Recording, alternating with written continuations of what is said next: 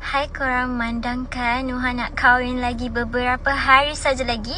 So Yaya nak beli hadiah kahwin untuk dia. So jom temani Yaya. Bawa kereta macam mana ni? I dapat tepi dah. Tak nampak ke? You je tiba-tiba you main phone ke? I tak main phone. Habis tu kau record. I record untuk vlog. I memang buat vlog. Tak apa-apa kat you. I memang langgar je baru I record.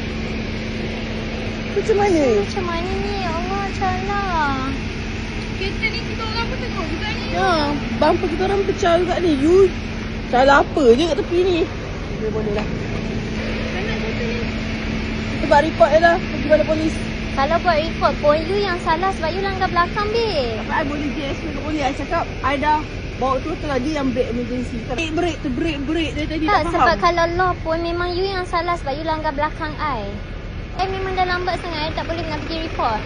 Berapa ni nak bayar ni?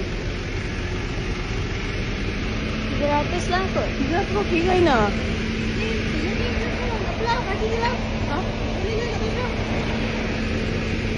Ya, tapi kita buat report juga. Betul tak ya? Mana ni? Tahu lah. Ambil Ashline lah.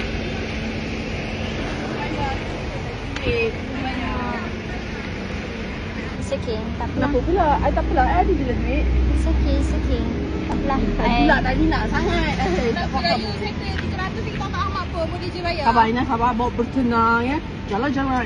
Lagu Sorry, I dah nak nangis. Tak payah nangis babe, tak apa. Salah I juga sebab I break emergency. So it's okay. Tak apa babe. Tak apalah. Kita orang minta maaf juga, okey? Sorry. Tak apa, betul ke tak payah bayar. Ambil lah my number phone nanti. Boleh apa-apa nak Okay. belikan ni. Ada tak? Ambil lah bagi 017. Okay, sorry. Okey, tak apa. Hai, jangan viralkan I. tak bayarkan. Nanti kalau I post macam lesson lah for us. Okay. Wangi lah perfume you. Pakai perfume apa? Oh, wangi. Wangi pula. Tak wangi lah. Dah bawa my phone. Ni, humans je.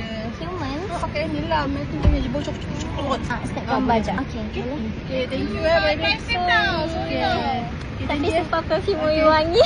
Sorry. Yes. Oh my god.